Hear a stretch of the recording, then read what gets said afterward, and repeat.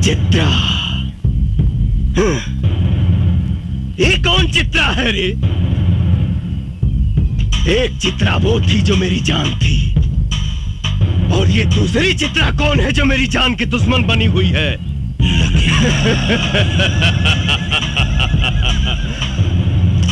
लखिया के मारे वाला भगवान के छोड़ के धरती पर केहू जन्म नहीं खेले ले।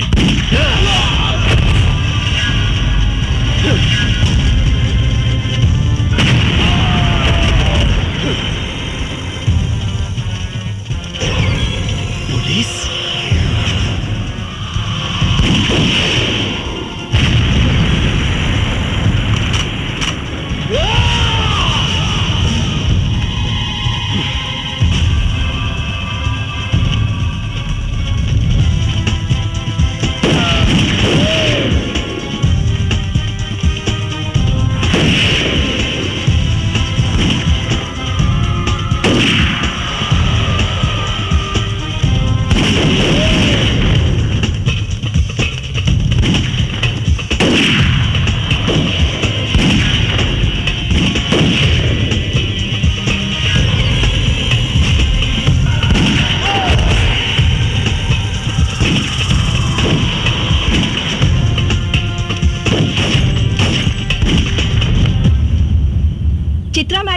लखिया के अड्डे पे जो पुलिस ने छापा मारा है उसके बारे में कुछ बताना चाहेंगे आप? जो काम 5 सालों में नहीं हुआ, हमारी टीम ने उसे 5 दिनों में कर दिखाया।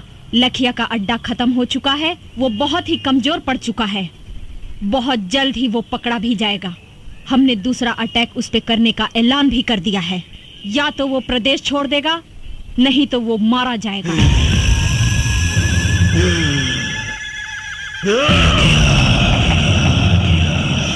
मरेगा, सब मरेगा।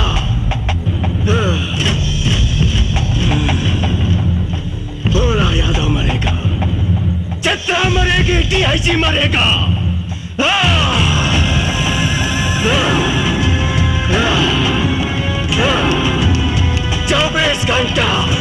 24 घंटा के अंदर मुझे चित्रा चाहिए।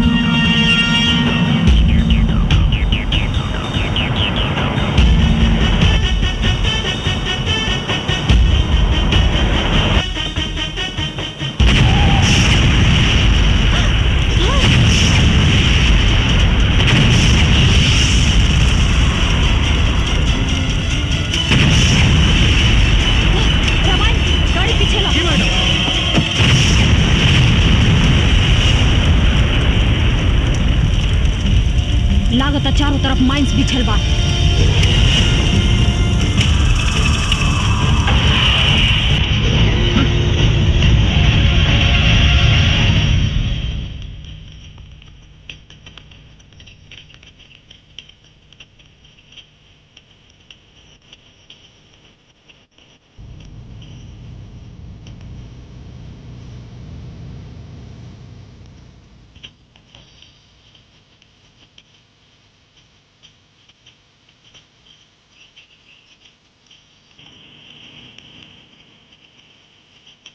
भैया इली राउंड शिकार आ गई।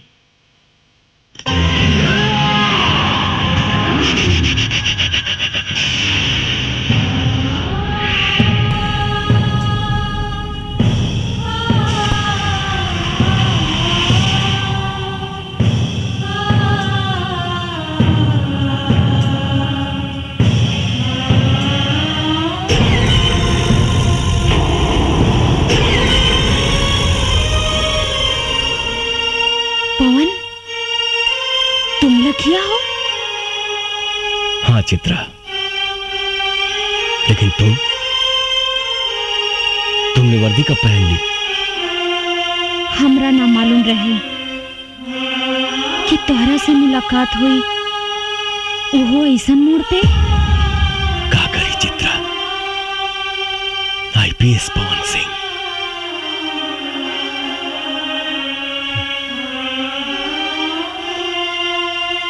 हालात हमके नक्सलवादी बना देलस। हमरा भी तोहर अधूरा सपना पूरा करेला वर्दी पहने पे मजबूर होके के पड़ल पवन। लेकिन पवन, कम से कम एक बार तो हमरा बारे में सोचता। अरे कम से कम एक बार हमरा से तू मिले तो आई रहता।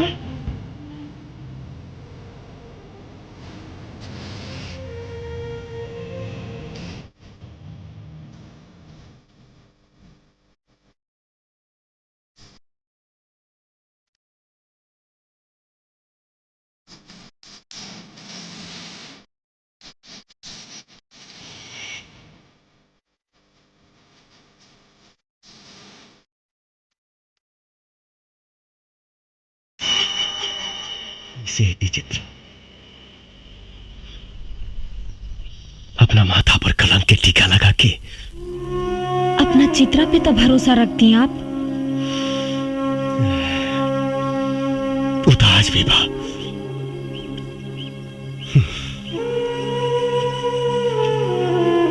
लेकिन सोचा,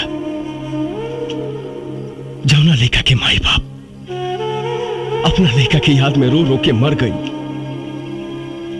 और वो अभागा अपना माई बाबूजी के चिता में आग तक ना लगा पौलस। हम तोहरा के काम होते गई थी, मर गई एसपी पवन सिंह। नया जन्म भइल बा हमार। लखिया हई हम, लखिया। लेकिन एकर अंजाम के परवाह मौका करेला, मर्द ना। तू हमार हीरो बाड़ा पवन। हम चाहतानी कि तू सरेंडर कर दा। हम तहरा के बेगुनाह साबित करवाइब।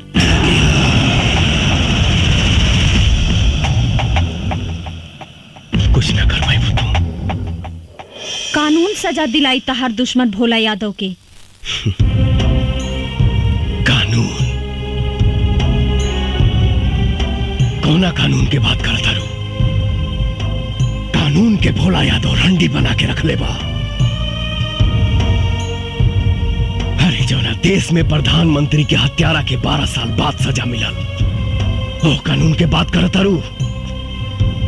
संसद पे आक्रमण करे वाला के दामाद के तरह बैठा के सेवा कई जाता। कसाब जैसन हत्यारा के सुरक्षा में करोड़ों रुपया खर्च हो गई बा। वो कानून का सजा दी भोला यादव के? हमरा तोहरा कानून पे भरोसा नहीं खे। बहुत जल्द भोला यादव जेल के अंदर हुई पवन। तू हमरा ऊपर भरोसा रखा। तू ना समझ पाड़ू चित्रा। हिंदुस्तान के जेल अपराधियन खातिर कोनो 5 स्टार होटल से कम नहीं खे। शायद तोहरा मालूम नहीं खे, इस देश में 25,000 ऐसे अपराधी हैं जो जेल के अंदर से अपना कारोबार चलाते हैं। 2500 अपराधी जेल के अंदर से किसी न किसी मंत्री या सांसद के लिए काम करते हैं। 250 अपराधी जेल के अंदर से चुनाव लड़ते हैं और 25 ऐसे अपराधी हैं जो जेल के अंदर से सरकार चलाते हैं। लेकिन पवन, जिस राह पे तुम चल रहे हो उससे भी तो तुम्हारी बेगुनाही साबित नहीं होगी। इसकी चिंता कहां थी पहले? अब तू मिल गई बड़ू तो सोचब। अगर तू चाहता रू कि हम अपने आप के सरेंडर कर दी तो हमके 48 घंटा के समय दा। हम वादा करते नहीं कि अपने आप के कानून के हवाले कर दे। लेकिन भोला यादव के खत्म करके। ठीक बा पवन, बाकी जाए से पहले तू हमार मांग भर दा। कहे से कि कानून के राह में शायद तू हमार गोली के निशाना बन जा और हम तहार विधवा बन के जियल चाहता नहीं। कैसे तुहार मांग भर दे चित्रा? हम तुहार सौतन लाइल बानी। सौतन? हाँ,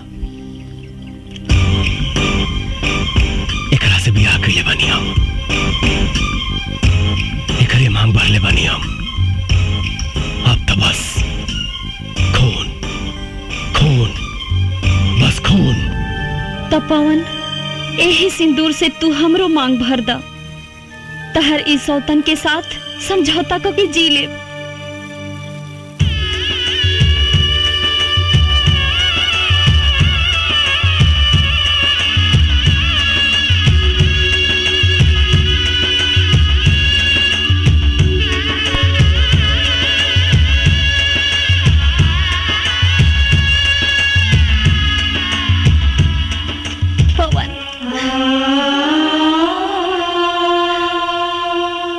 एसपी चित्रा, आप जहां कहीं भी हो हमें सिग्नल दे। पुलिस चारों तरफ से जंगल को घेर चुकी है। आप हमें सुन रही है तो सिग्नल दीजिए। बहुत देर से देखत बानी तोहन का प्रेम लीला। अब पुलिस आ गई बा, तोहन के कहानी खत्म। ए चित्रा, तनिक भी चालाकी के लेकर कोशिश कैली तो तोहन के लव स्टोरी का द एंड यही हो जाई।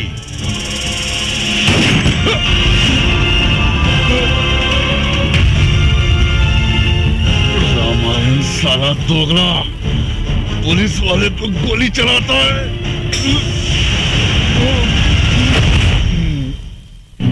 क्या करें दरोगा साहब, हम तो जन्मजात दोगले हैं, लेकिन एक बात याद रखिएगा, रामार सिंह अब्दुल सब कुछ कर सकता है, देश के साथ गद्दारी नहीं। और तुम साले गद्दार हो।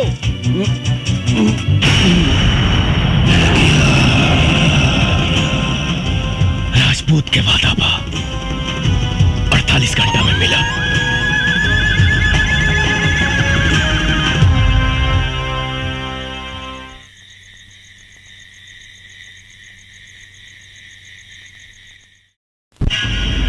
घंटे के अंदर भोला यादव का खात्मा। एसपी चित्रा का दावा कि 48 घंटे के अंदर लखिया को जिंदा गिरफ्तार करेंगी, लेकिन लोगों का कहना है कि लखिया ने आज तक किसी बेगुनाह को नहीं मारा। किस वजह से लखिया भोला यादव के पीछे पड़ा है, ये लोगों के बीच एक बहुत बड़ा सवाल बना हुआ है। आज तक लखिया ने जो फरमान जारी किए हैं वो उसे पूरे किए हैं। अब ये देखना है कि इस बार लखिया अपने मकसद में कामयाब होता है या नहीं। कोई कुछ भी साफ साफ बता नहीं पा रहा है, लेकिन सबको इंतजार है पूरे 48 घंटे पूरे होने का। अब देखना है एसपी चित्रा लखिया को पकड़ने के लिए क्या क्या प्लानिंग्स करती है। क्या एसपी चित्रा से किसे पकड़ पाएगी या नहीं? क्या लखिया अपने मकसद में कामयाब होगी? टीवी पर अखबारों में आपको अपना फोटो देखकर बहुत अच्छा लग रहा होगा ना। क्या जरूरत थी लखिया को उंगली करने की? अरे कोनो काम करने से पहले ओकर रणनीति बनावे के पड़ेला। रणनीति बना बना के 5 साल बीत गए, लखिया के एगो तस्वीर भी निकाल पाऊनी रहो लोग। अरे हम तक कम से कम इतना तो कह दिहनी कि वो आत्मसमर्पण करे के ऐलान कर दिहलस, लेकिन भोला यादव के जान से मारे के धमकी भी देले बा। जी मंत्री जी, जल्दी हमारे बंगले पास जाओ। जी सर, मैं अभी आता हूँ। मंत्री जी का फोन था, मैं बाद में तुमसे मिलता हूँ।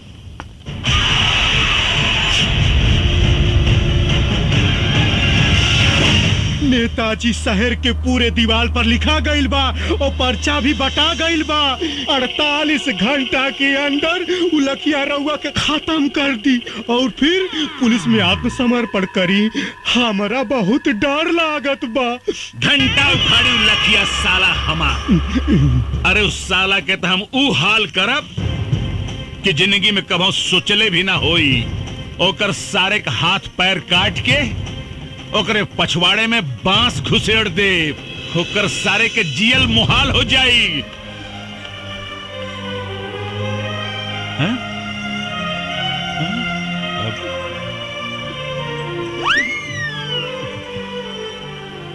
अरे का कह रहल बाड़ू?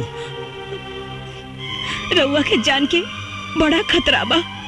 भगवान रउआ के रक्षा करी। हम ओकरा खातिर भगवान से मन्नत मांग ले बानी। चली हमरे साथे मंदिर चली। अरे पगला गेल बाड़ू का?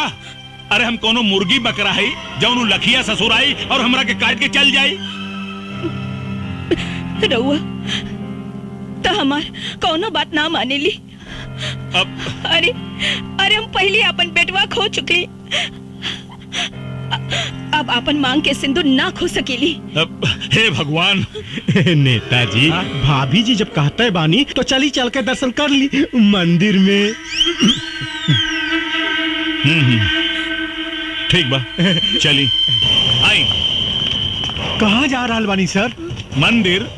रउआ के 48 घंटा सुरक्षा में रहे के होगी। काहे? रउआ पर खतरा मंडरा रहल बा। कब तक रही खतरा? 2 दिन तक, सिर्फ 2 दिन। सीएम साहब से बात हो गई बा, पूरा इलाका के सील कर दिया गई बा। कमांडो फोर्स आ रहा बा, हेलीकॉप्टर से पूरा जंगल के सर्च कर जा रहा बा। अब वो लखिया के खात्मा 100% निश्चित बा सर। अब देखा रहुआ सर, हमरे मोतिहारी जिला के राहत के सांस मिली, राहत के। तो ठीक बा, रहुआ हमारे साथे मंदिर चली। हाँ, चली। सरकार खाली 48 घंटा के बात बा, काहे जान जोखिम में डालत हई। कहीं तो फोन करके शंकर भगवान के यही बुला ली, यही दर्शन कर ली। का बकरा है तू रे? सरकार मतलब पंडित जी के घर में बुला लेता नहीं और पूजा पाठ यहीं जे कर ली। अब सर ये बिल्कुल ठीक कर रहा बा, बिल्कुल ठीक कर रहा बा। तो ठीक बा, पंडित जी को बुलाए ले, पूजा यही हो जाए। अरे बाप रे, अरे बाप रे बाप। का भइल? अरे हे रानी, हे देखा का छपल बा हो। का छपल बा? छपल बा दारू पिए से 500 आदमी बीमार, 300 का लीवर डैमेज और 200 का किडनी डैमेज। तो यही नाते तो हम कहेली कि दारू पियब छोड़ दी, बाकी आप हमार बात सुने ली कहा। अच्छा, और नहीं तो का। हाँ ठीक बा। बंद माई का बंद। हमार दिमाग डिस्टर्ब हो गई। आज के बाद बंद बंद बंद बंद। हाँ? एकदम बंद बंद बंद। हम आवतनी। अरे ये हमारा रसगुल्ला, ये भोरे भोरे सच के का आवाज आता रू हो। हम मंदिर जाता नहीं। अच्छा, कितना दिन से मंदिर मस्जिद में जाके देवी देवता से मन्नत मांगत रहनी कि रउआ जौन दिन शराब पियब छोड़ दे, वो दिन हमार जिंदगी के सबसे खुशी के दिन हुई। अच्छा हाँ, और आज भगवान हमार सुन लेहलन। हम जाता नहीं। अरे नास पीटी, एक बात बताओ, तो के कहलस कि हम शराब पियब बंद कर देनी? हे भगवान, अब ही रउआ तो कहनी की। का कहनी हो? आज से बंद, आज से बंद। ये जानो, इधर आओ। हम ना कहनी है कि शराब पियब बंद, हम कहनी है इस साला कमीना अखबार घर में आई बंद। चल घर के अंदर। झलक दिखाए के मंदिरा जात है, शराब पियब बंद।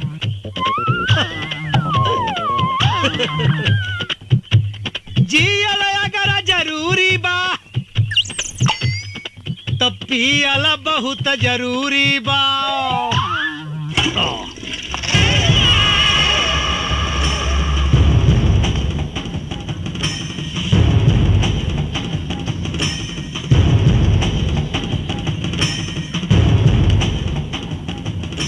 चित्रा सिंह जी, तोहरी नादानी की वजह से आज हमने की दिन देखे के पड़ रहल बा।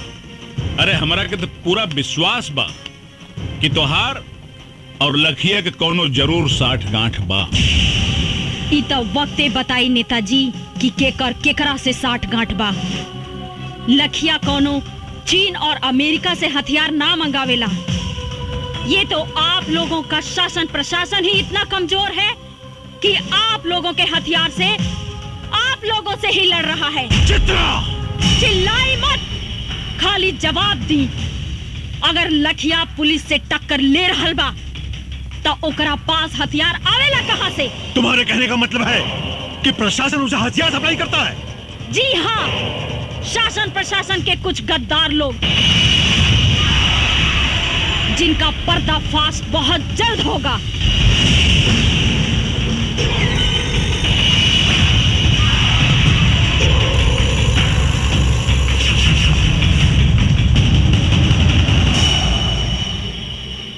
बियाजी साहब, यह औरत बहुत खतरनाक साबित हो सकेले। एकरा के कुछ करे के पड़ी। सर आप चिंता मत करी, एक करता हम वो हाल करब कि केहो के जिंदगी भर मुंह दिखाए लायक न रह जाई।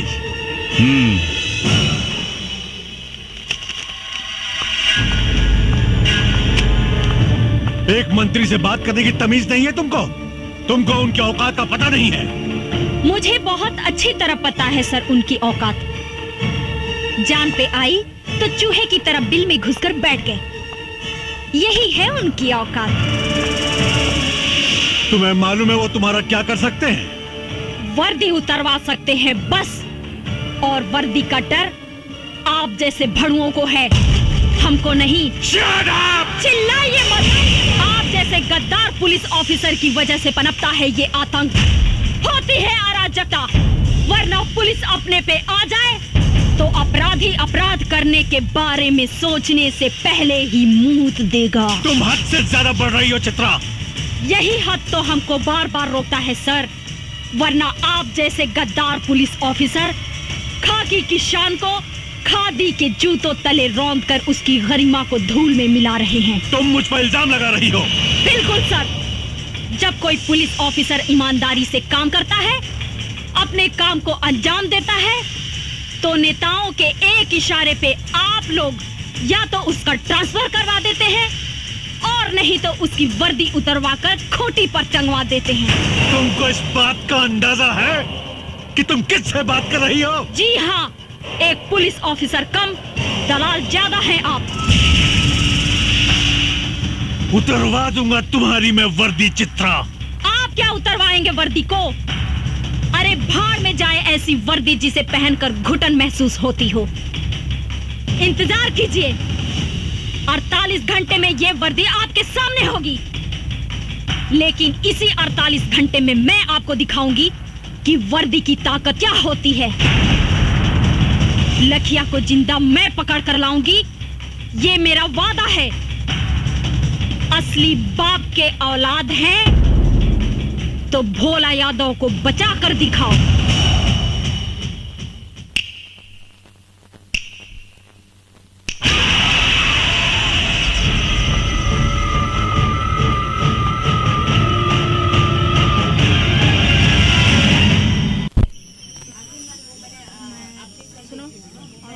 अच्छा, कैमरे की लेंस सारा सही से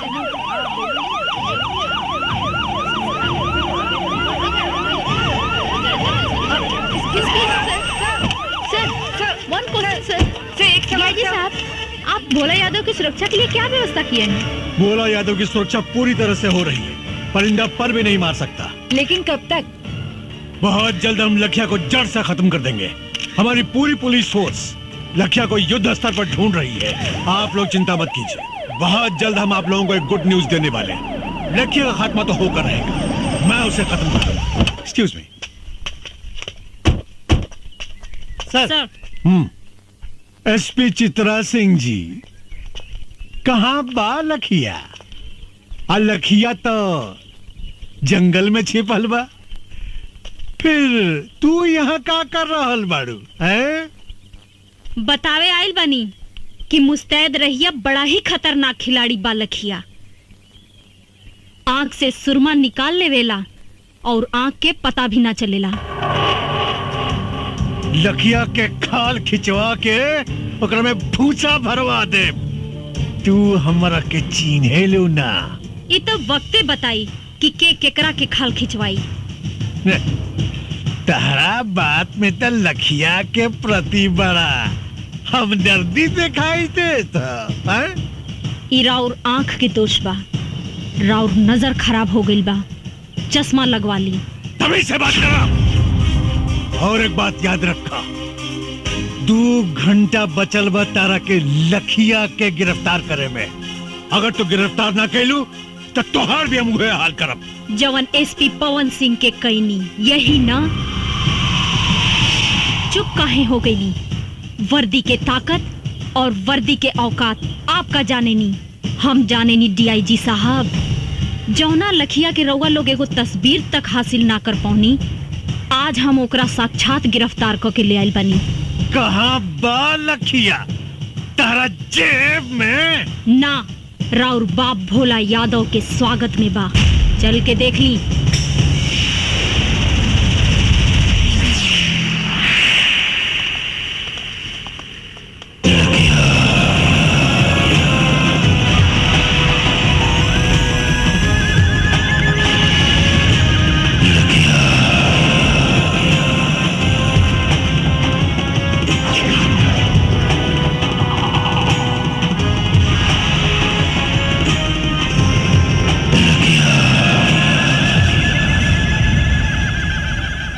आइए सर, आइए, स्वागत है आपका। का भइल सर, हमके जिंदा देख के करंट लाग गइल का? ढेर मत सोची, हम ही हैं पवन सिंह उर्फ लखिया। पवन सिंह को लखिया बनाने में सबसे बड़ा योगदान आप ही का है। अच्छा अच्छा, तत्ते ही हमें लखिया के आड़ में आतंक फैलावे वाला देशद्रोही पवन सिंह। देशद्रोही तते हमें जवानी वर्दी पहिर के देश के साथ गद्दारी कर रहा हूं। बड़े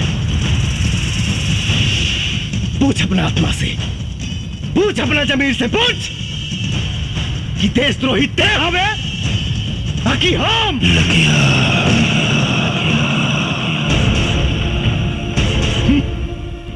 रस्सी जल गई मगर ऐठन ना गई। अगर तोरा भोला यादव के भड़ुआ गिरी ही करे के रहे तई वर्दी उतार के करते। पवन सिंह चिल्लाओ मत, वरना सारा कहानी 1 सेकंड में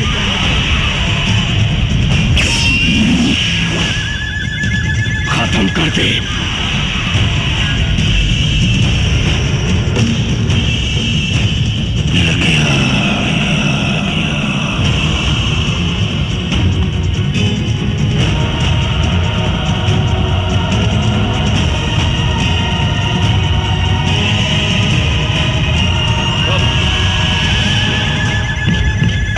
साला खाकी पहिर के गांधी जी के अपमान कर रहा बड़े, और ये साला खाकी पहिर के पुलिस के अपमान कर रहा बा। पवन सिंह ये बंदर लेखा गुलाटी मारल बंद कर और अपना आदमी से क्या कि हथियार फेंक दे, नहीं तो तू सब लगन के मौत आज सुनिश्चित बा।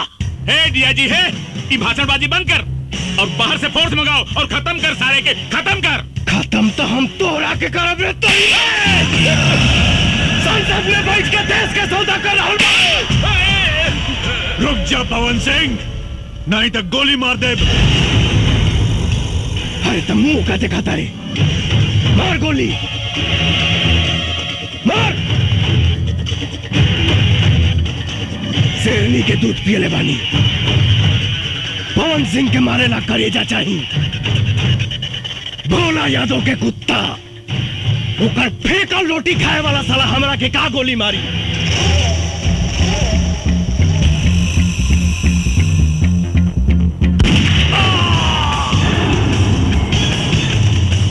पवन सिंह, ये तुम ठीक नहीं कर रहे हो।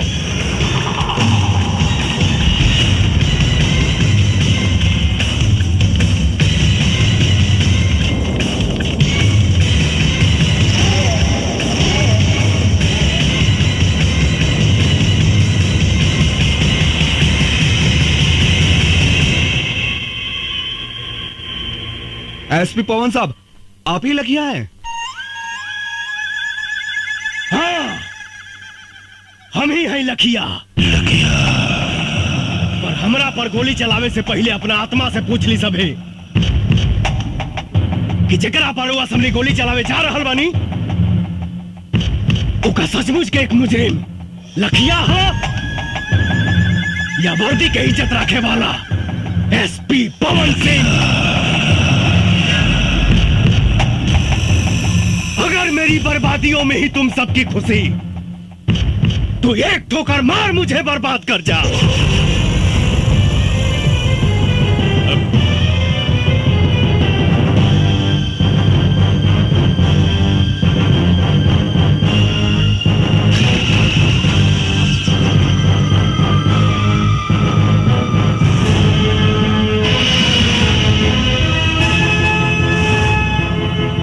सर, हमने आपके जैसा ईमानदार पुलिस ऑफिसर नहीं देखा सर। हम आपके ऊपर गोली नहीं चला सकते सर। सर, अगर आप जैसे पुलिस ऑफिसर पर गोली चलाऊंगा तो घर जाके अपने बच्चों को क्या जवाब दूंगा? आप पर गोली चली तो हिंदुस्तान में भ्रष्टाचार और आतंक खत्म कर देने वाला आप जैसा ऑफिसर बनने की कोई भी हिम्मत नहीं करेगा सर। बंद करो ये बकवास। It's my order, shoot him. Sorry sir, हमें लखिया को मारने का आदेश मिला है, एसपी पवन सिंह को नहीं।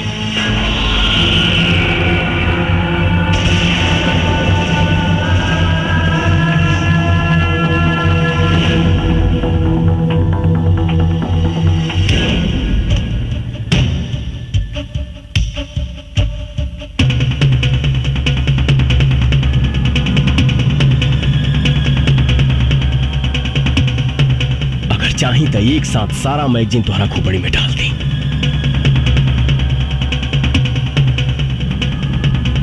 लेकिन सर,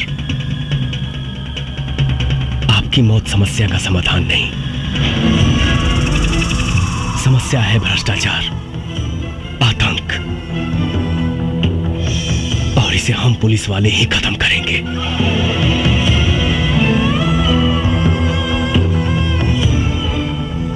सर, पुलिस की इज्जत को मत मिटाइए, वरना लोगों का पुलिस पर जो बचा खुचा विश्वास है वो भी खत्म हो जाएगा।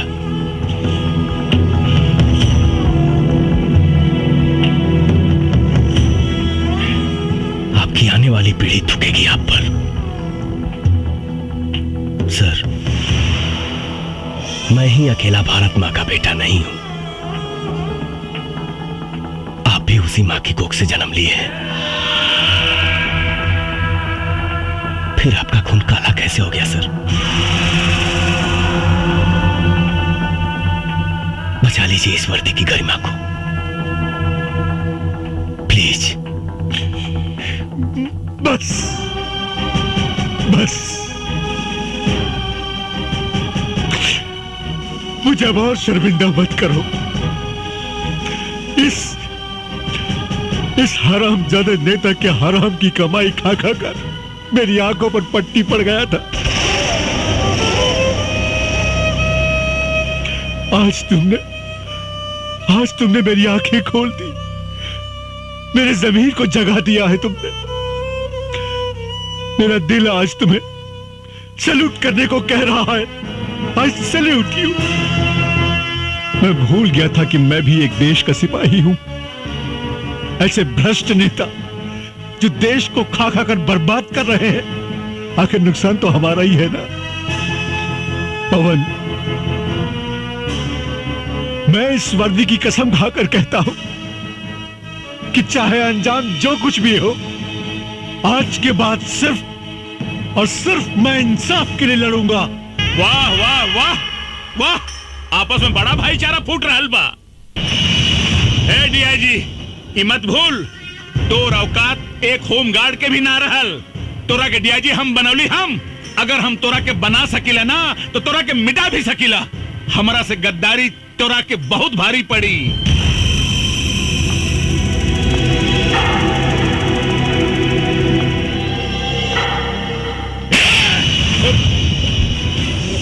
अंजाम की परवाह मऊगा करेले, मर्द ना। डीआईजी, साला, अरे तू अपने आप के मर्द कब से हो गए ले रे? जब से तोहरे जैसन मऊगा के साथ छूटल, अब मर्द के साथ मिलल।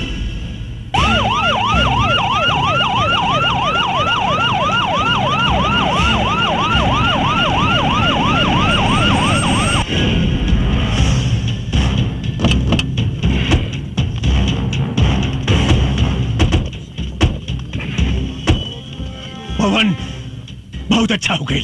सीएम साहब खुद आ गए। आज पूरा देश लाइव देखी कि देश के भ्रष्ट नेता कैसे देश के सौदा करेले।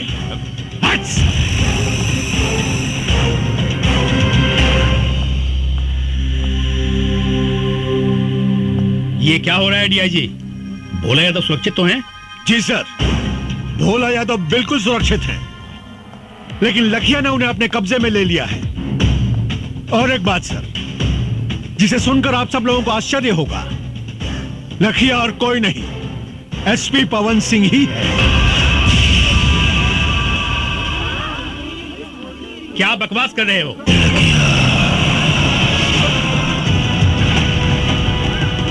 लखिया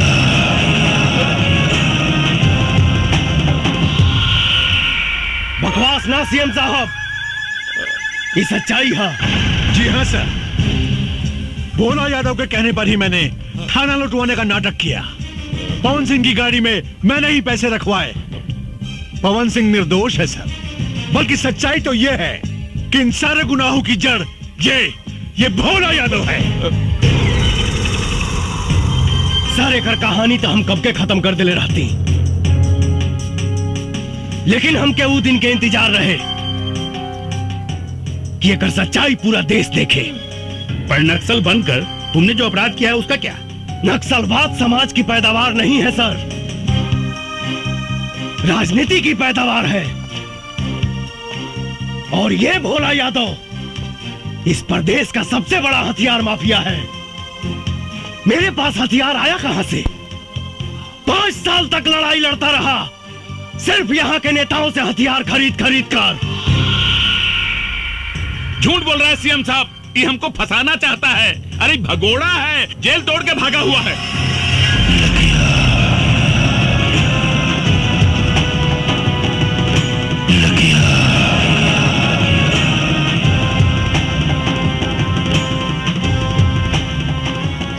तोरा झूठ और सच के फैसला था अभी। सीटी करी लो रामायण। पवन, तुम अपने आप को कानून के हवाले कर दो और भोला यादव को छोड़ दो। मैं तुम्हें पूरा विश्वास दिलाता हूं, कानून तुम्हारे साथ इंसाफ जरूर करेगा। कानून भोला यादव के घर में झाड़ू लगावेला सर। कानून का सजा दे ये कि जिस भोला यादव की आप बात कर रहे हैं, आज से 25 साल पहले चाय की दुकान पे चाय बनाता था। एक हत्या के जुर्म में अंदर गया, बाहर आते ही प्रधान बना, ब्लॉक प्रमुख बना, विधायक बना और देखते ही देखते सांसद बन गया। कौन जानता है, हो सकता है कल को सीएम बने, परसों प्रधानमंत्री। क्या इस देश को हत्यारे चलाएंगे सर? सरकार ने इसको 1 लाख की सैलरी और एक बंगला दिया है, लेकिन इसके पास 500 करोड़ की प्रॉपर्टी कहां से आई, किसी ने जानने की कोशिश की? नहीं। क्यों? सर, सच्चाई तो यह है कि इस देश को खतरा पाकिस्तान से नहीं, इस देश को खतरा चीन और जापान से नहीं, इस देश को खतरा है तो सिर्फ और सिर्फ यहाँ के नेताओं से है।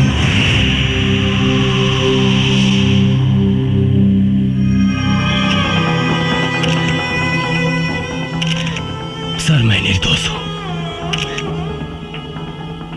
कचरा साफ करने आया था, लेकिन इन लोगों ने मुझे मजबूत करने के बजाय मेरा हाथ ही काट दिया। बचा लीजिए सर, इस देश को अंधकार की ओर जाने से बचा लीजिए।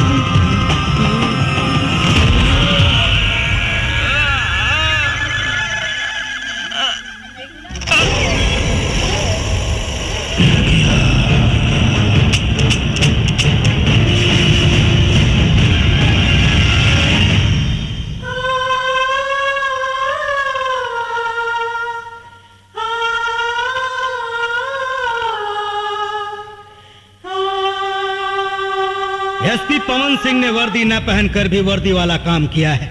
उन्होंने जो कुछ भी किया वो देश और समाज के हित में था। इसलिए अदालत एसपी पवन सिंह की वर्दी ससम्मान वापस करने का हुक्म देती है। इस देश को ऐसे सच्चे और ईमानदार पुलिस ऑफिसर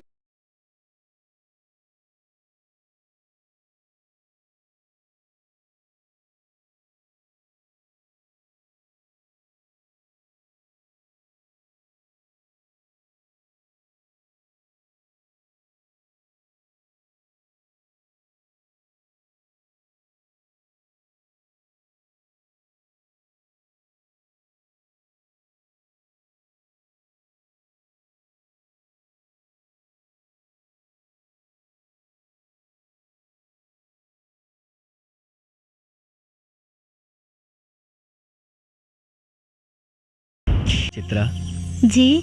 हमार ट्रेनिंग तो पूरा हो गई। अब तू अपन पढ़ाई पूरा करके वकील बन जा। हमरा तोहरा से शादी करे के बा। शादी कैला से पहले बाबूजी से बात करे के पड़ी। अच्छा जी ठीक बा, बस तोहर पढ़ाई पूरा हो जाए और हम कुछ दिन चार्ज लेके अपन ड्यूटी संभाल ली। ओकरा बाद तो हम तोहरा बाबूजी या माई से हाथ मांगे जरूर आई। मन तो करता कि हम हूँ रउआ साथे चली, लेकिन का करी, समाज के इतना बंधन बा।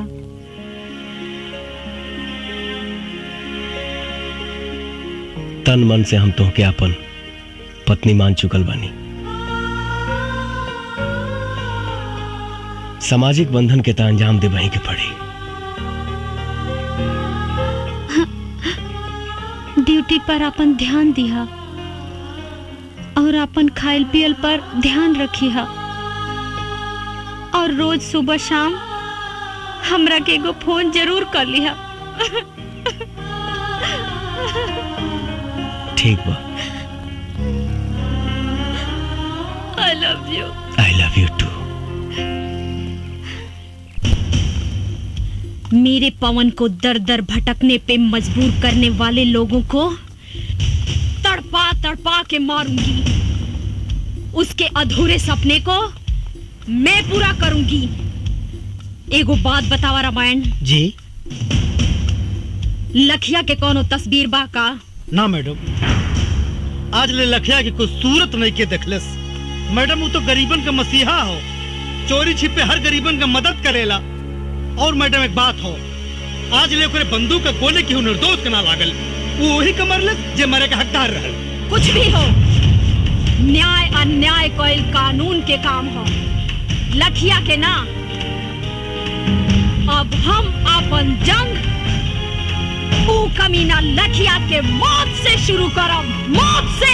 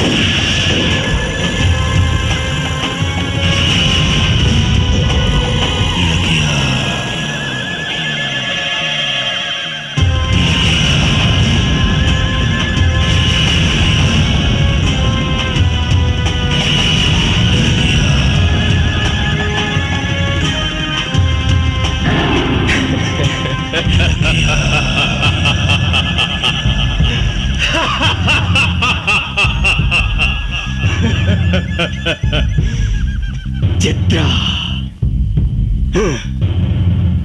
ये कौन चित्रा है रे?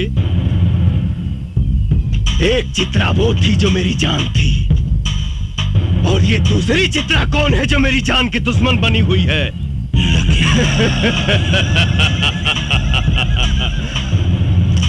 लखिया के मारे वाला भगवान के छोड़ के धरती पर केहू जन्म नहीं खेले ले।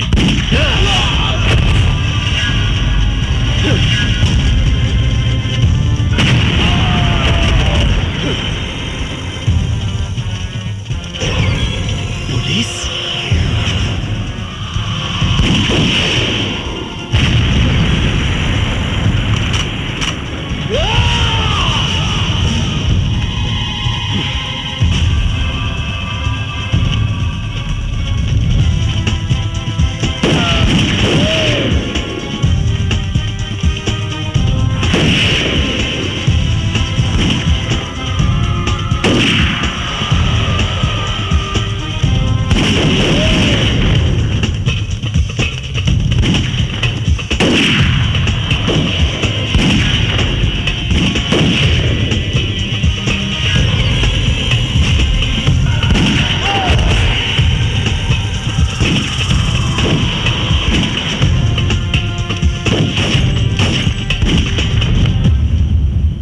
चित्रा मैडम, लखिया के अड्डे पे जो पुलिस ने छापा मारा है उसके बारे में कुछ बताना चाहेंगे आप? जो काम 5 सालों में नहीं हुआ, हमारी टीम ने उसे 5 दिनों में कर दिखाया।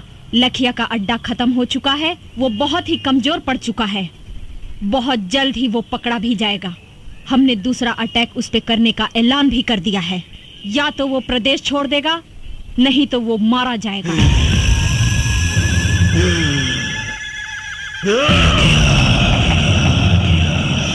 मरेगा, सब मरेगा।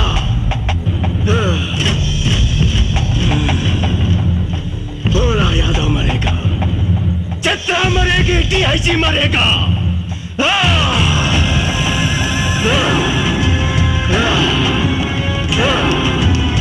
24 घंटा के अंदर मुझे चित्रा चाहिए।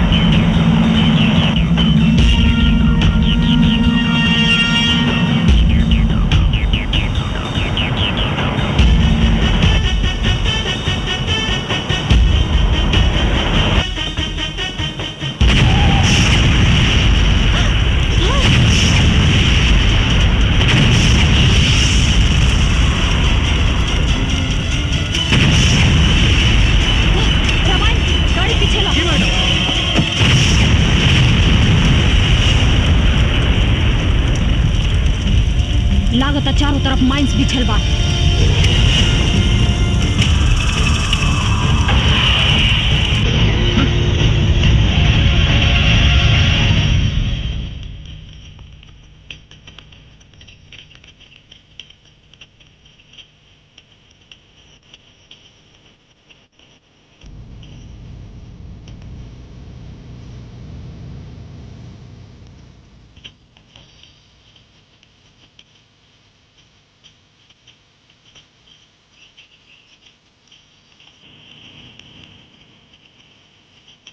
भैया, इली राउंड सितार आ गई।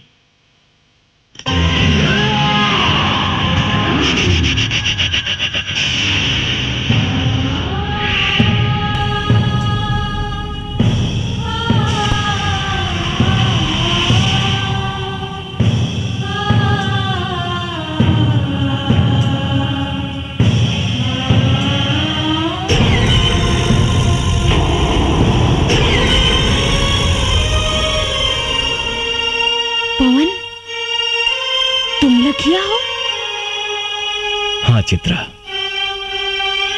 लेकिन तुमने वर्दी कब पहन ली?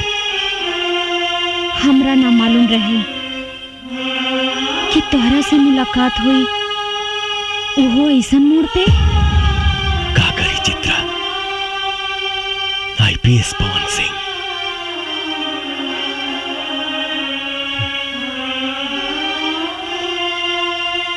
हालात हमके नक्सलवादी बना देलस। हमरा भी तोहर अधूरा सपना पूरा करेला वर्दी पहने पे मजबूर होके के पड़ल पवन। लेकिन पवन, कम से कम एक बार तो हमरा बारे में सोचता। अरे कम से कम एक बार हमरा से तू मिले तो आई रहता।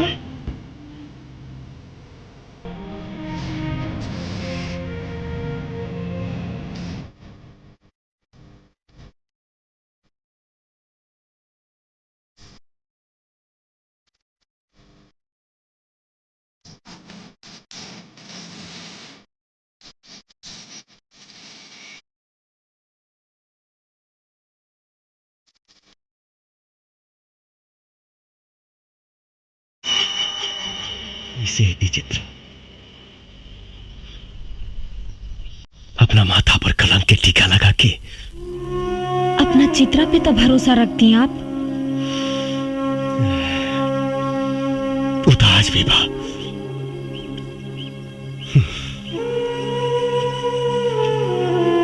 लेकिन सोचा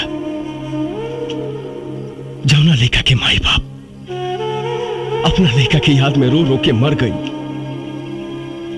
और वो अभागा अपना माई बाबूजी के चिता में आग तक ना लगा पौलस। हम तोहरा के काम होते गई थी, मर गई एसपी पवन सिंह। नया जन्म भइल बा हमार।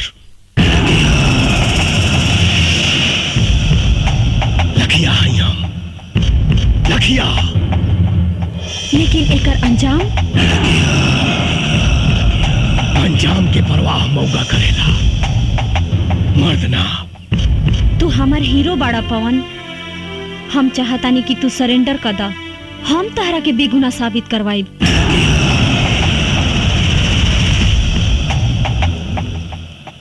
कुछ ना करवाई वो तुम। कानून सजा दिलाई तहार दुश्मन भोला यादव के। कानून?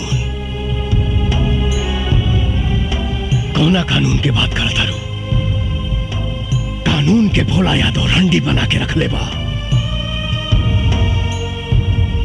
अरे जौना देश में प्रधानमंत्री के हत्यारा के 12 साल बाद सजा मिलल, वो कानून के बात करता रू? संसद पे आक्रमण करे वाला के दामाद के तरह बैठा के सेवा कई जाता। कसाब जैसन हत्यारा के सुरक्षा में करोड़ों रुपया खर्च हो गई बा। वो कानून का सजा दी भोला यादव के? हमरा तोहरा कानून पे भरोसा नहीं खे। बहुत जल्द भोला यादव जेल के अंदर हुई पवन। तू हमरा ऊपर भरोसा रखा। तू ना समझ पाड़ू चित्रा। हिंदुस्तान के जेल अपराधियन खातिर कोनो 5 स्टार होटल से कम नहीं खे। शायद तोहरा मालूम नहीं खे, इस देश में 25,000 ऐसे अपराधी हैं जो जेल के अंदर से अपना कारोबार चलाते हैं। 2500 अपराधी जेल के अंदर से किसी न किसी मंत्री या सांसद के लिए काम करते हैं। 250 अपराधी जेल के अंदर से चुनाव लड़ते हैं और 25 ऐसे अपराधी हैं जो जेल के अंदर से सरकार चलाते हैं। लेकिन पवन, जिस राह पे तुम चल रहे हो उससे भी तो तुम्हारी बेगुनाही साबित नहीं होगी। इसकी चिंता कहां थी पहले? अब तू मिल गई बड़ू तो सोचब। अगर तू चाहता रू कि हम अपने आप के सरेंडर कर दी तो हमके 48 घंटा के समय दा। हम वादा करते नहीं कि अपने आप के कानून के हवाले कर दे। लेकिन भोला यादव के खत्म करके।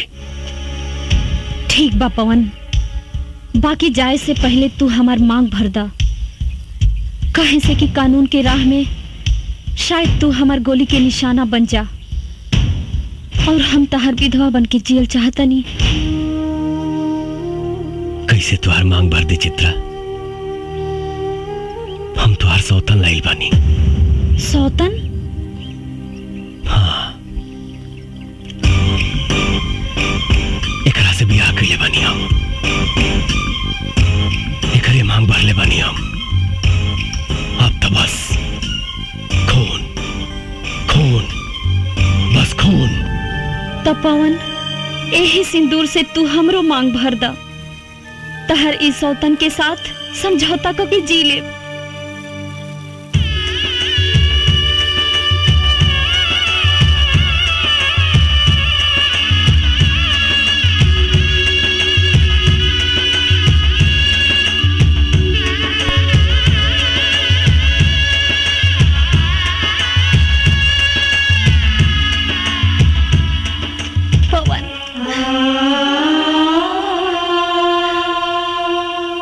एसपी चित्रा, आप जहाँ कहीं भी हो हमें सिग्नल दे। पुलिस चारों तरफ से जंगल को घेर चुकी है। आप हमें सुन रही है तो सिग्नल दीजिए। बहुत देर से देखत बानी तोहन का प्रेम लीला। अब पुलिस आ गई बा। तोहन के कहानी खत्म। ए चित्रा, तनिक भी चालाकी के लेकर कोशिश कैली तो तोहन के लव स्टोरी का द एंड यही हो जाई।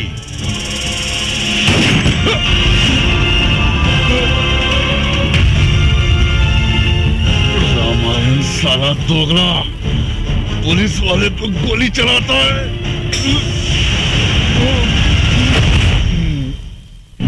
क्या करें दरोगा साहब, हम तो जन्मजात दोगले हैं, लेकिन एक बात याद रखिएगा, रामार सिंह अब्दुल सब कुछ कर सकता है, देश के साथ गद्दारी नहीं, और तुम साले गद्दार हो।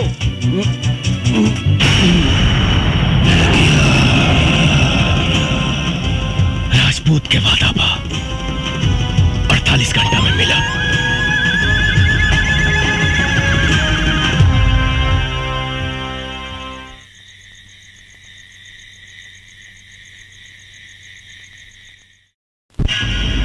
घंटे के अंदर भोला यादव का खात्मा। एसपी चित्रा का दावा कि 48 घंटे के अंदर लखिया को जिंदा गिरफ्तार करेंगी, लेकिन लोगों का कहना है कि लखिया ने आज तक किसी बेगुनाह को नहीं मारा।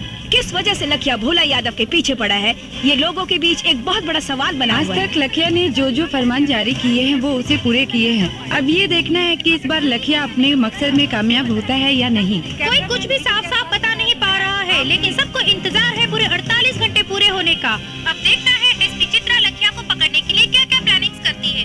क्या एसपी चित्रा से किसे पकड़ पाएगी या नहीं? क्या लखिया अपने मकसद में कामयाब होगी? टीवी पर अखबारों में आपको अपना फोटो देखकर बहुत अच्छा लग रहा होगा ना। क्या जरूरत थी लखिया को उंगली करने की? अरे कोनो काम करने से पहले ओकर रणनीति बनावे के पड़ेला। रणनीति बना बना के 5 साल बीत गए, लखिया के एगो तस्वीर भी निकाल पाऊनी रहुआ लोग।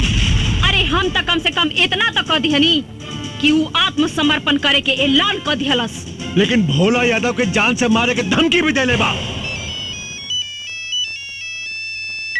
जी मंत्री जी, जल्दी हमारे बंगले पास जाओ। जी सर, मैं अभी आता हूँ। मंत्री जी का फोन था, मैं बाद में तुमसे मिलता हूँ।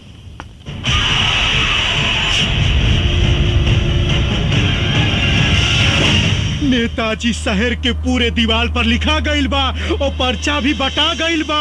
48 घंटा के अंदर लखिया रउआ के खत्म कर दी और फिर पुलिस में आत्मसमर्पण करी।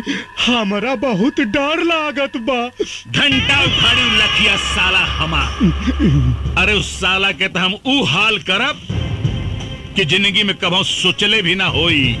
ओकर सारे का हाथ पैर काट के ओकरे पछवाड़े में बांस घुसेड़ दे, ओकर सारे के जियल मुहाल हो जाई।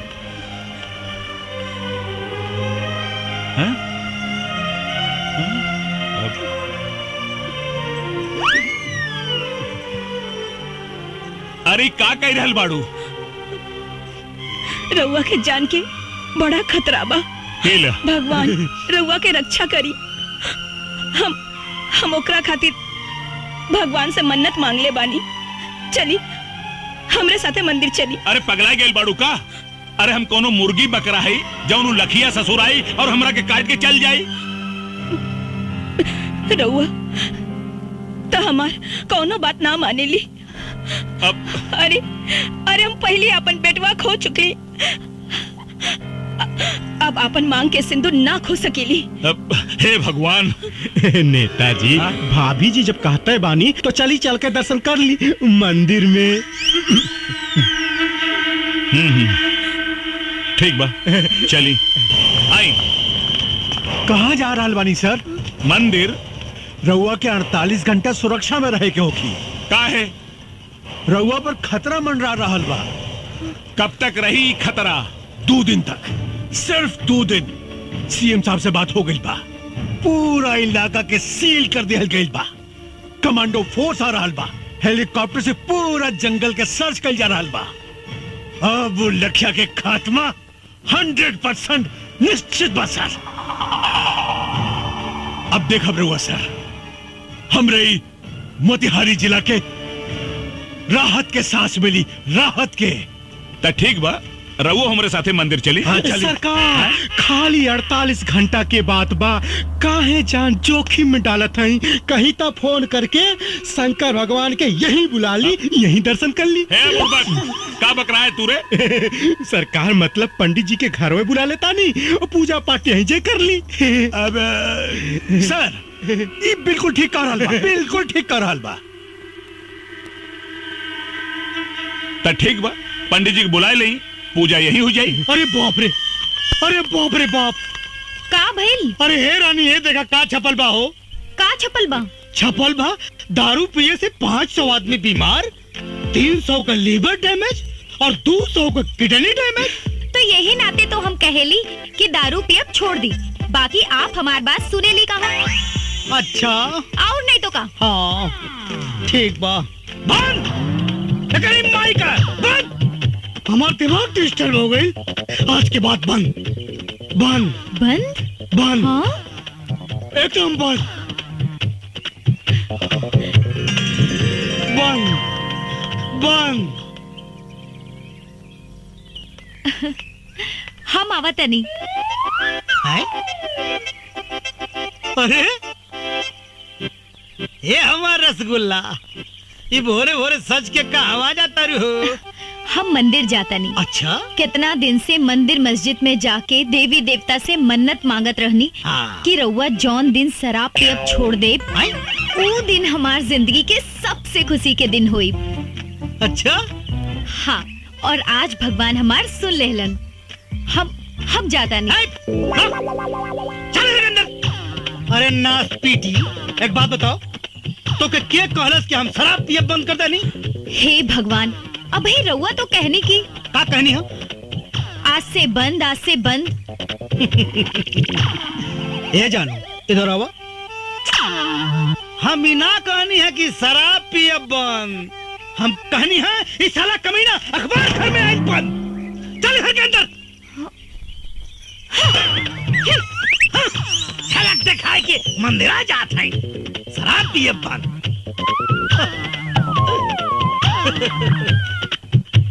जियला अगर जरूरी बा तो पियला बहुत जरूरी बा।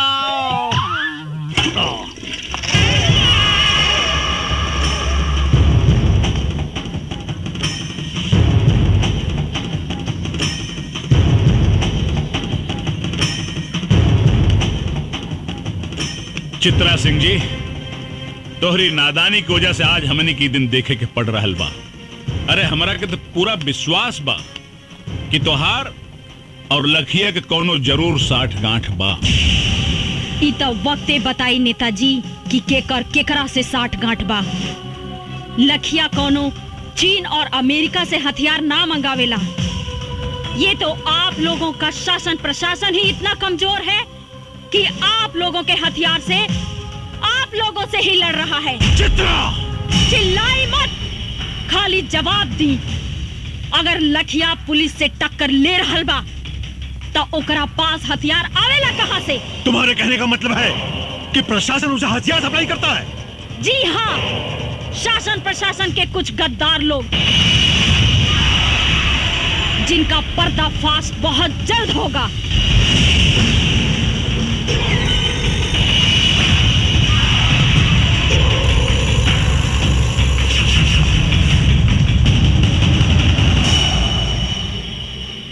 बियाजी साहब, यह औरत बहुत खतरनाक साबित हो सकेले। एकरा के कुछ करे के पड़ी। सर आप चिंता मत करी, एक करता हम वो हाल करब कि केहो के जिंदगी भर मुंह दिखाए लायक न रह जाए।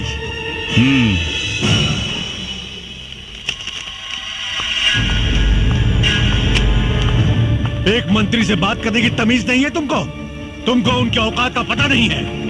मुझे बहुत अच्छी तरह पता है सर उनकी औकात।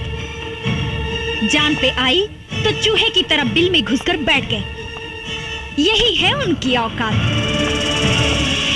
तुम्हें मालूम है वो तुम्हारा क्या कर सकते हैं? वर्दी उतरवा सकते हैं बस, और वर्दी का डर आप जैसे भड़ुओं को है, हमको नहीं। चिल्लाइए मत।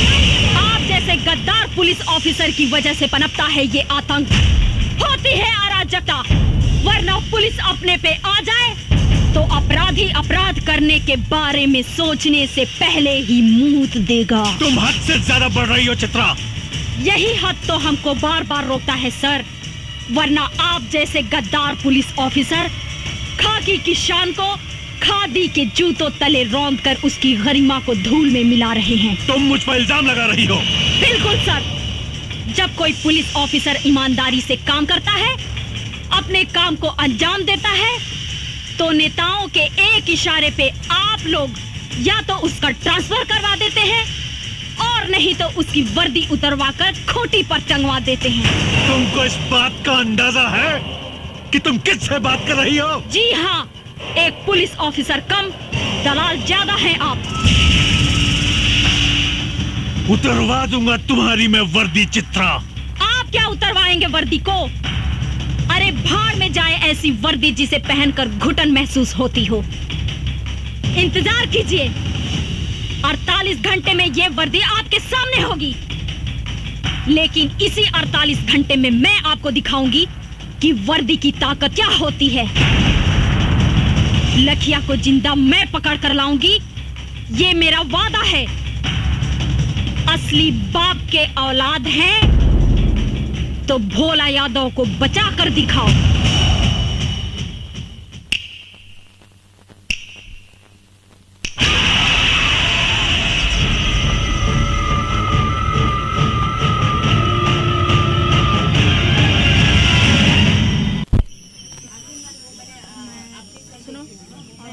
अच्छा, कैमरे की लेंस सही से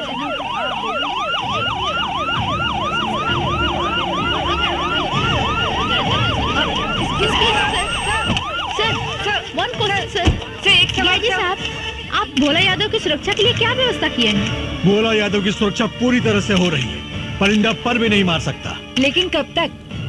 बहुत जल्द हम लखिया को जड़ से खत्म कर देंगे।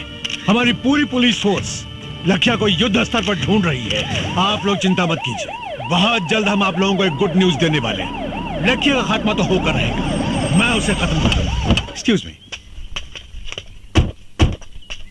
सर। एसपी चित्रा सिंह जी, कहाँ बा लखिया? लखिया तो जंगल में छिपल बा, फिर तू यहाँ का कर रहल बाड़ू है? बतावे आइल बनी कि मुस्तैद रहिया बड़ा ही खतरनाक खिलाड़ी बा लखिया। आंख से सुरमा निकाल लेवेला और आंख के पता भी ना चलेला। लखिया के खाल खिंचवा के ओकरा में भूसा भरवा दे। तू हमरा के चीन्हे लो ना। ये तो वक्ते बताई कि केकरा के खाल खिंचवाई।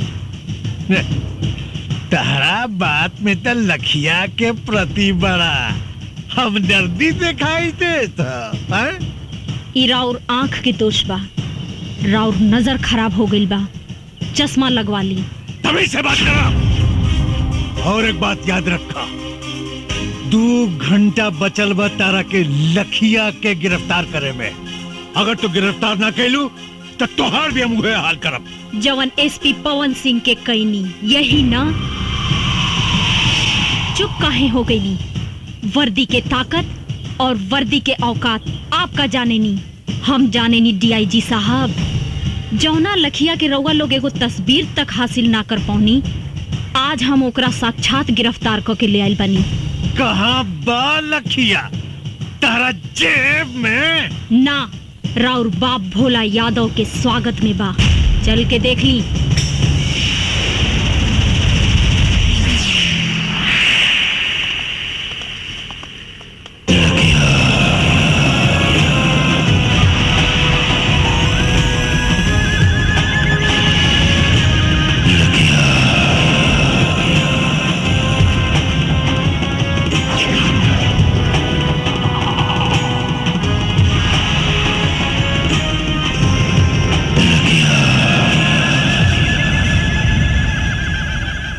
आइए सर, आइए, स्वागत है आपका। का भइल सर? हमके जिंदा देख के करंट लाग गइल का? ढेर मत सोची, हम ही हैं पवन सिंह उर्फ लखिया। पवन सिंह को लखिया बनाने में सबसे बड़ा योगदान आप ही का है। अच्छा अच्छा, तत्ते ही हमें लखिया के आड़ में आतंक फैलावे वाला देशद्रोही पवन सिंह। देशद्रोही तो ते हवे जवानी वर्दी पहिर के देश के साथ गद्दारी कर रहा बड़े। पूछ अपना आत्मा से, पूछ अपना जमीर से, पूछ कि देशद्रोही ते हवे कि हम।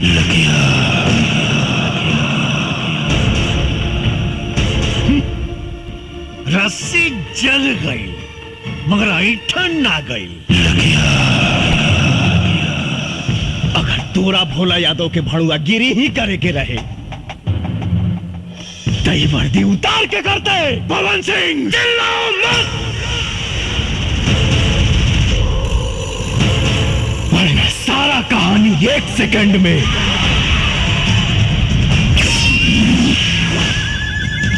खत्म कर दे।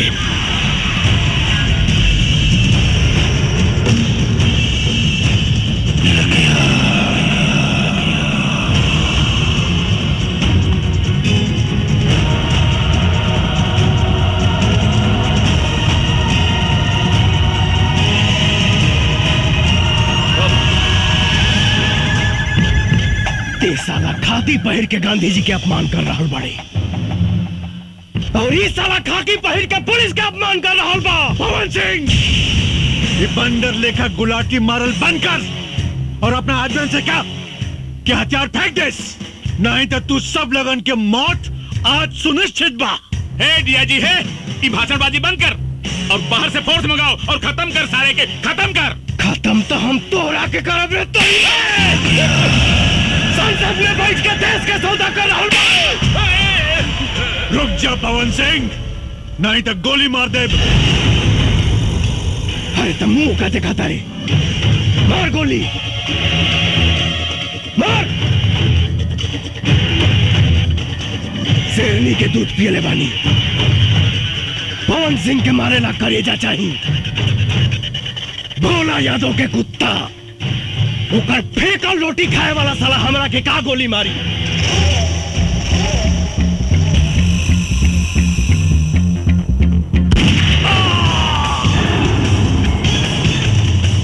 पवन सिंह, ये तुम ठीक नहीं कर रहे हो।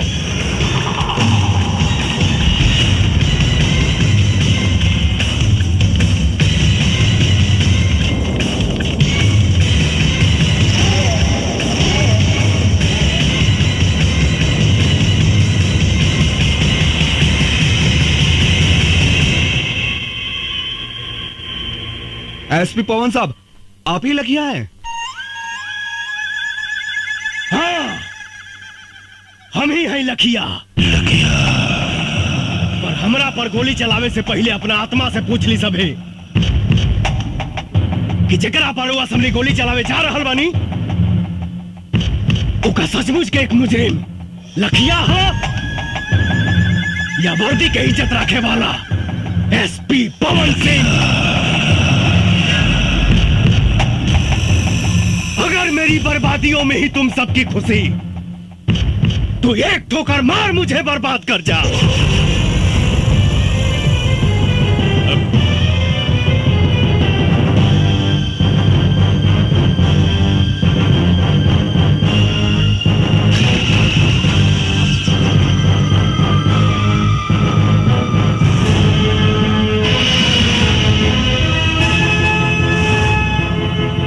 सर, हमने आपके जैसा ईमानदार पुलिस ऑफिसर नहीं देखा सर। हम आपके ऊपर गोली नहीं चला सकते सर। सर, अगर आप जैसे पुलिस ऑफिसर पर गोली चलाऊंगा तो घर जाके अपने बच्चों को क्या जवाब दूंगा? आप पर गोली चली तो हिंदुस्तान में भ्रष्टाचार और आतंक खत्म कर देने वाला आप जैसा ऑफिसर बनने की कोई भी हिम्मत नहीं करेगा सर। बंद करो ये बकवास। It's my order, shoot him. Sorry sir, हमें लखिया को मारने का आदेश मिला है, एसपी पवन सिंह को नहीं।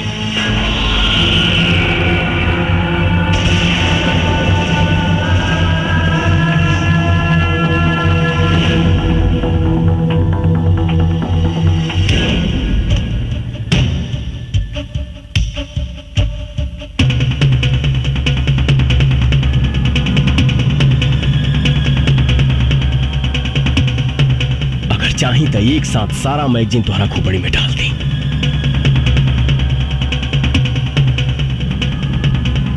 लेकिन सर, आपकी मौत समस्या का समाधान नहीं। समस्या है भ्रष्टाचार, आतंक, और इसे हम पुलिस वाले ही खत्म करेंगे।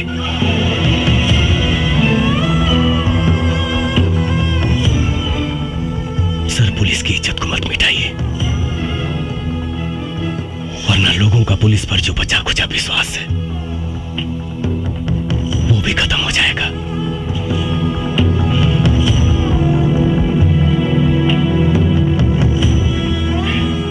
आपकी आने वाली पीढ़ी थूकेगी आप पर। सर, मैं ही अकेला भारत मां का बेटा नहीं हूं, आप भी उसी मां की कोख से जन्म लिए हैं। फिर आपका खून काला कैसे हो गया सर? बचा लीजिए इस वर्दी की गरिमा को, प्लीज। बस बस, मुझे अब और शर्मिंदा मत करो। इस हरामजादे नेता के हराम की कमाई खा खा कर मेरी आंखों पर पट्टी पड़ गया था। आज तुमने मेरी आंखें खोल दी, मेरे ज़मीर को जगा दिया है तुमने। मेरा दिल आज तुम्हें सैल्यूट करने को कह रहा है। आज सैल्यूट यू। मैं भूल गया था कि मैं भी एक देश का सिपाही हूं।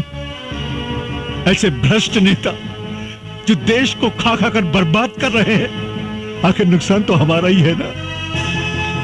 पवन, मैं इस वर्दी की कसम खाकर कहता हूं कि चाहे अंजाम जो कुछ भी हो, आज के बाद सिर्फ और सिर्फ मैं इंसाफ के लिए लड़ूंगा।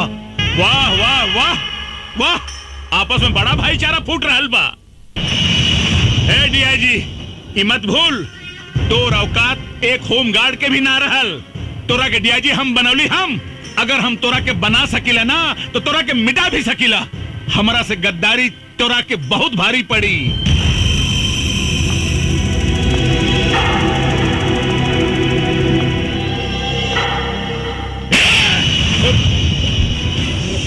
अंजाम की परवाह मऊगा करेले, मर्द ना।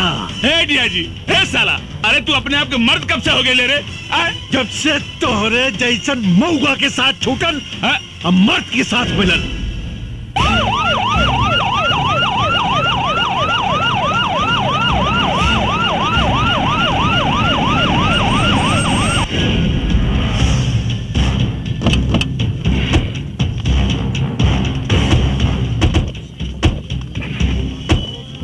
पवन, बहुत अच्छा हो गई। सीएम साहब खुद आ गए। आज पूरा देश लाइव देखी कि देश के भ्रष्ट नेता कैसे देश के सौदा करेले।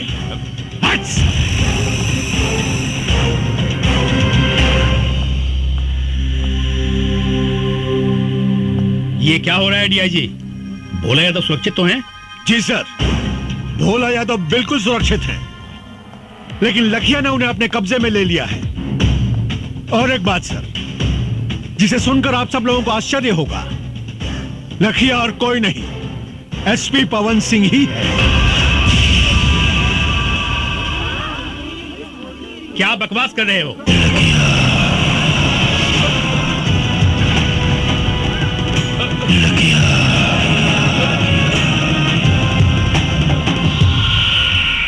बकवास ना सीएम साहब, ये सच्चाई है। जी हाँ सर, भोला यादव के कहने पर ही मैंने थाना लुटवाने का नाटक किया। पवन सिंह की गाड़ी में मैंने ही पैसे रखवाए। पवन सिंह निर्दोष है सर, बल्कि सच्चाई तो यह है कि इन सारे गुनाहों की जड़ ये भोला यादव है। सारे घर कहानी तो हम कब के खत्म कर दिले रहती, लेकिन हम के वो दिन के इंतजार रहे कि अगर सच्चाई पूरा देश देखे। पर नक्सल बनकर तुमने जो अपराध किया है उसका क्या? नक्सलवाद समाज की पैदावार नहीं है सर, राजनीति की पैदावार है। और ये भोला यादव इस प्रदेश का सबसे बड़ा हथियार माफिया है। मेरे पास हथियार आया कहां से? 5 साल तक लड़ाई लड़ता रहा, सिर्फ यहां के नेताओं से हथियार खरीद कर। झूठ बोल रहा है सीएम साहब, ये हमको फंसाना चाहता है। अरे भगोड़ा है, जेल तोड़ के भागा हुआ है।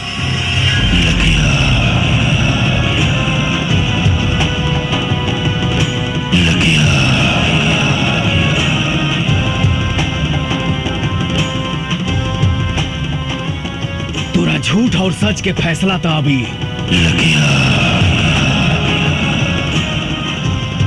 सीटी करी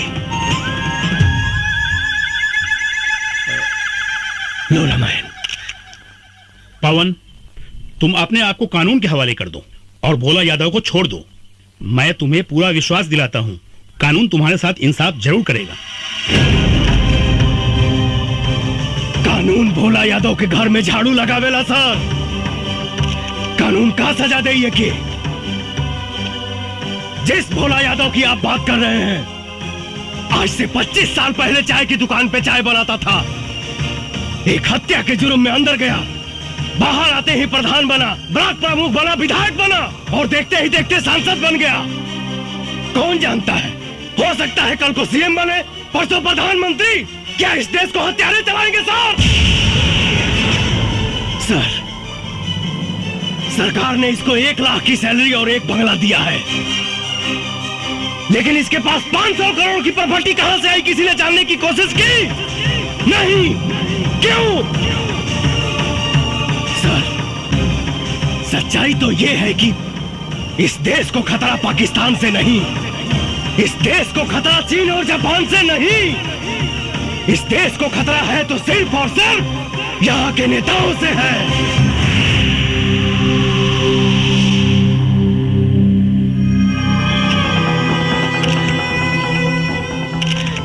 सर, मैं निर्दोष हूं, कचरा साफ करने आया था, लेकिन इन लोगों ने मुझे मजबूत करने के बजाय मेरा हाथ ही काट दिया। बचा लीजिए सर, इस देश को अंधकार की ओर जाने से बचा लीजिए।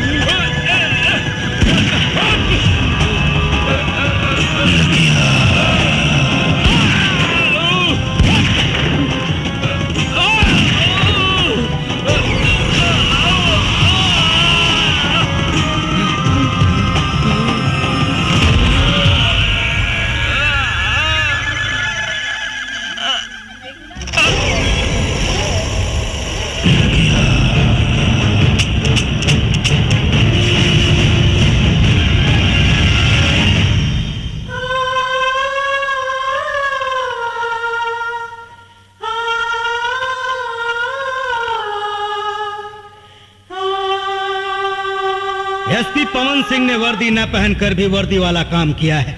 उन्होंने जो कुछ भी किया वो देश और समाज के हित में था। इसलिए अदालत एसपी पवन सिंह की वर्दी ससम्मान वापस करने का हुक्म देती है। इस देश को ऐसे सच्चे और ईमानदार पुलिस ऑफिसर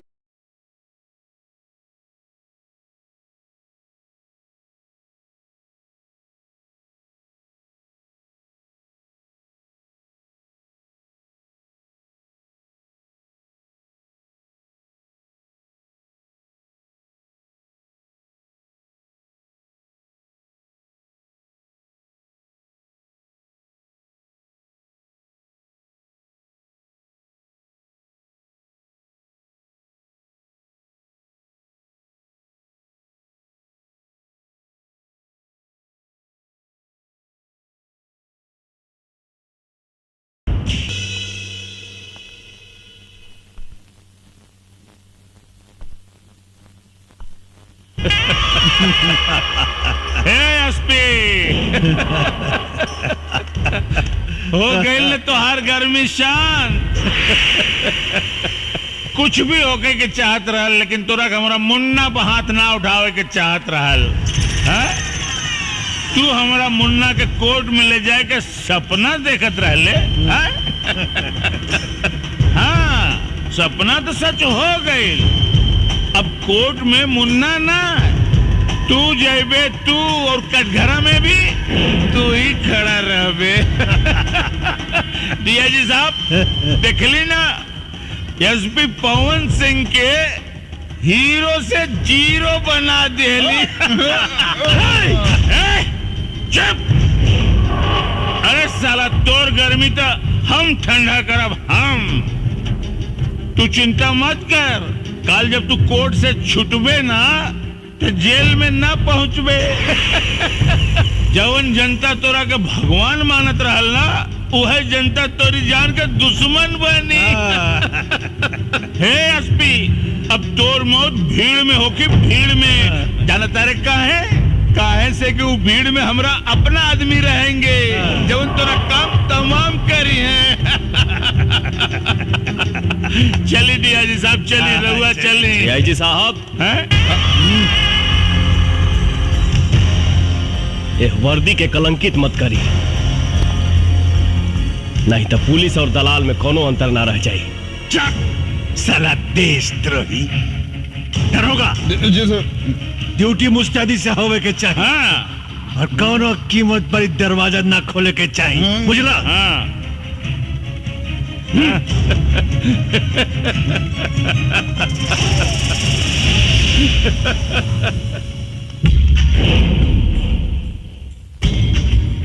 माननीय एसपी साहब, देखी ना पासा कैसे पलट गई। अभी कुछ देर में विक्रम बाबू आ रहे हैं। जैसे आपने उनकी सेवा की थी ना, वैसे ही आपकी सेवा वो आज करेंगे। सॉरी सर।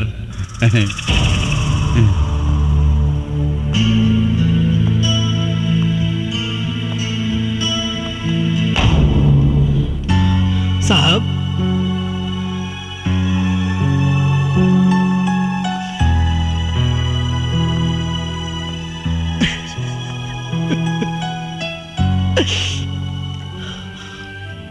बेगुनाही के सबूत देवे खातिर हमरा यहाँ से निकल ही के पड़ी।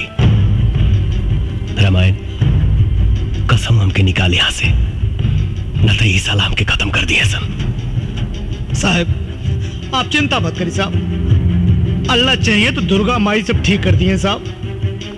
रामायण, क्या खुसर पुसर चल रहा है? खुसर फुसर क्या चलेगा सर, साहब को खाना देने आए। ठीक है साहब, खाना खा लीजिए। ना रामायण, आपकी भाभी ने बड़े प्यार से भेजा है सर, खा लीजिएगा प्लीज।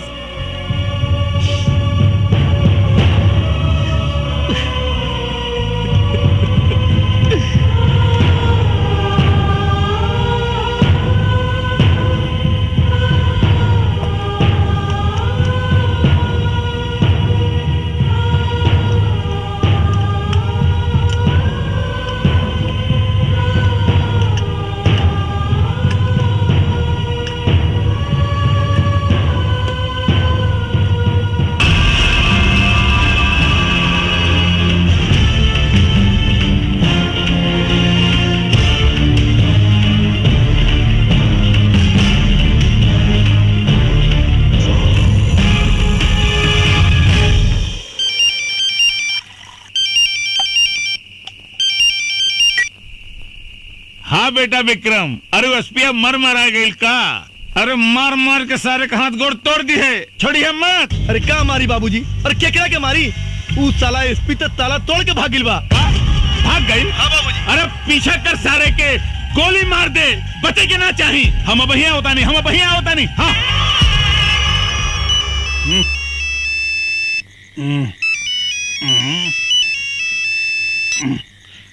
हाँ जी नेताजी। अरे उस साला एसपी पवन सिंह जेल तोड़ के भाग गई, पकड़ाओ करा के, न तो हम पूरे जिला में आग लगा दे। ना ना ना रहुआ फिक्र मत करी, हम भैया कोनो न कोनो इंतजाम करता नहीं, फिक्र मत करी।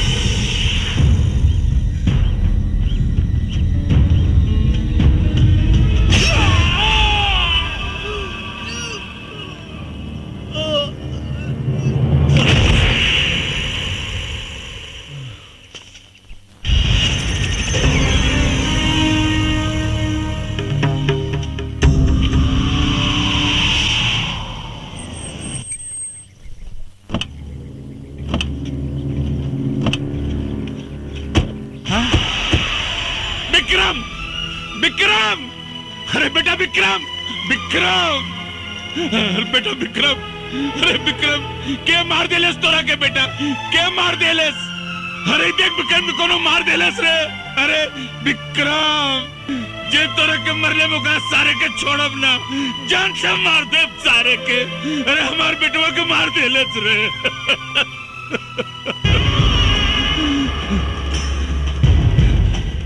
एसपी पवन सिंह हम तोरा के जान से मार दे सारे हम तोरा के ना छोड़ा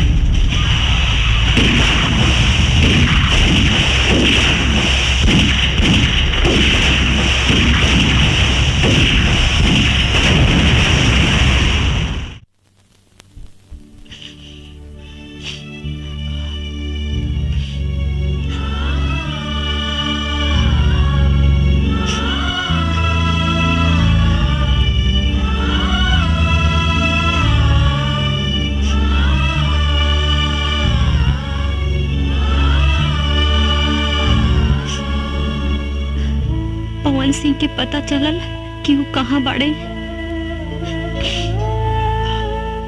मैडम हम साहब के बहुत ढूंढनी, पूरे इलाका के चप्पा चप्पा ढूंढनी,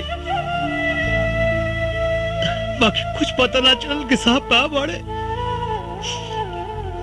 उनके परिवार से केहू आई रहले का? उनके माई बाबू आयल रहे, अपने औलाद के वो दोनों कहां कहां ना ढूंढले, लेकिन कहीं पहले ना। तड़प तड़प कर रोते रहने दोनों जने बेचारे। उन लोगों के दुख देख के ना मैडम पेड़ पौधा तक रो देलस।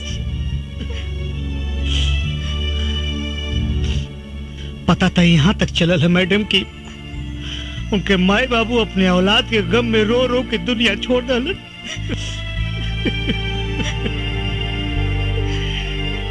आखिर पवन सिंह गईले कहाँ? कुछ पता ना मैडम, लोग कहे कि मर गए पवन सिंह।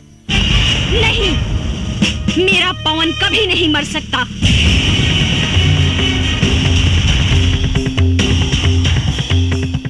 उसका विचार, उसका लक्ष्य आज भी जिंदा है। मैं पूरा करूंगी उसे। अपने पवन के सपनों को मैं पूरा करूंगी। मैडम, हम कुछ समझ नहीं ना। आपका पवन सिंह, आप जाने लो पवन सिंह साहब के? हाँ रामायण, पवन सिंह हमारे होने वाले पति थे। शादी होने वाली थी हमारी उनसे। हम दोनों बहुत प्यार करते थे एक दूसरे से। हमारा प्यार कॉलेज से शुरू हुआ था। तो हमेशा लेट आवेलो चित्रा। अरे आज कितना लेट हो गई ना। ये क्या बदतमीजी है? अंग्रेजी में समझाई कि हिंदी में? व्हाट? रैगिंग, रैगिंग हो रहा बा। तो हमरा के करा ना रैगिंग। Half ticket. हम हाफ टिकट नहीं की, तोरा नहीं क्या मालूम? कॉलेज में जितना लड़की भी है ना, वो सब हमार गर्लफ्रेंड भी है। अच्छा हाँ। ये बोले कर इतना तक इन्हें क्या करता? तू रास्ता से हटबा कि ना? पहले हमारा सवाल के जवाब द, तबे हटब। कैसन सवाल? आई लव यू के हिंदी में का कहल जाला? हाँ बोला बोला बोला बोला बोला क्या निको बोला बोला ना, जल्दी बोला। Shut up. गलत जवाब। आई लव यू के मतलब बोला मैं तुमसे प्यार करती हूँ। तोहसे? अरे तोहसे तो हमर जूती भी ना प्यार करे। चलो हो। चलो।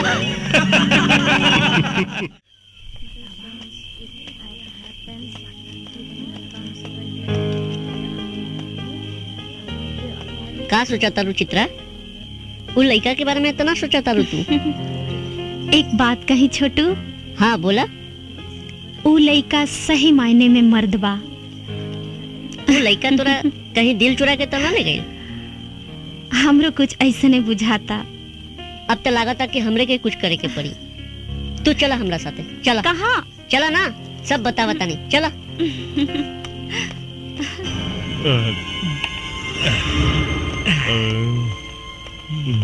कहाँ ले जाता रहा छोटू? चला ना, बतावता नहीं। इतना रात के, इतना सज धज के, ई हाफ टिकट के साथे कहवा घूमे जाता हो? छोड़ा रास्ता जाए दो। और ना जाए देव तो ठीक ना होई। ये अपना कॉलेज के लड़की बिया, एकरा साथे छेड़खानी ठीक नहीं के। ए मैडम, अरे हम बानी नू, घबराइया मत।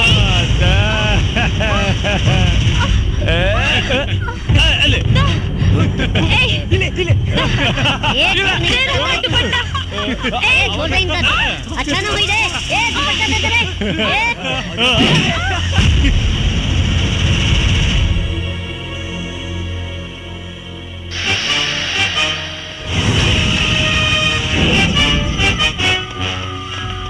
रुक।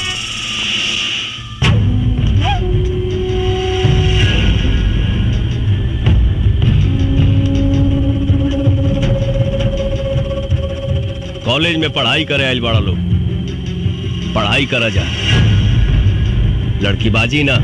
अबे साले, लड़की देखी नहीं कि आगे हीरो बनने। अभी आईपीएस का एग्जाम दिया है, एसपी बना नहीं। पहले हम तो भोग लगा लें, तेरा भी नंबर आएगा। हाँ, चल लाइन में आ जा।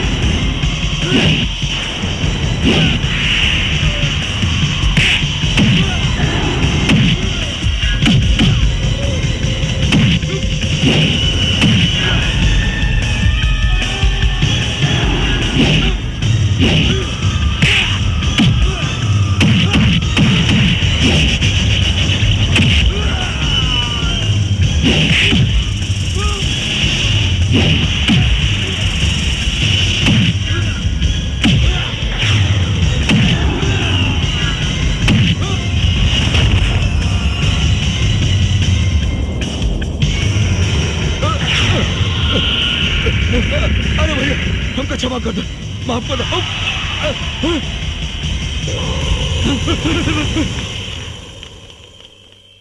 चित्रा जी।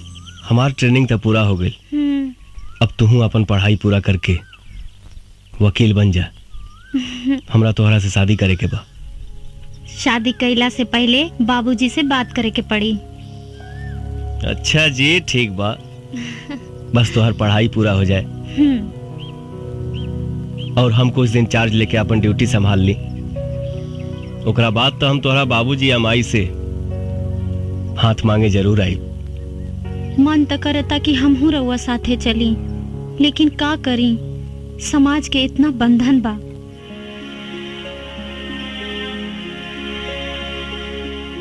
तन मन से हम तोहके अपन पत्नी मान चुकल बानी।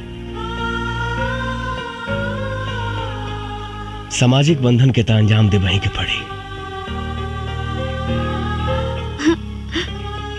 ड्यूटी पर अपन ध्यान दिहा और अपन खाइल पियल पर ध्यान रखिहा और रोज सुबह शाम हमरा के एगो फोन जरूर कर लिहा। ठीक बा। I love you. I love you too. मेरे पवन को दर दर भटकने पे मजबूर करने वाले लोगों को तड़पा तड़पा के मारूंगी। उसके अधूरे सपने को मैं पूरा करूंगी। एगो बात बतावा रामायण जी। लखिया के कोनो तस्वीर बा का? ना मैडम, आज ले लखिया की कुछ सूरत नहीं के देखलस। मैडम वो तो गरीबन का मसीहा हो, चोरी छिपे हर गरीबन का मदद करेला। और मैडम एक बात हो, आज ले ओकरे बंदूक का गोले की निर्दोष के ना लागल, वो वही कमरलस जे मरे का हकदार रहल। कुछ भी हो, न्याय अन्याय कोई कानून के काम हो, लखिया के ना। अब हम अपन जंग ऊ कमीना लखिया के मौत से शुरू करब, मौत से।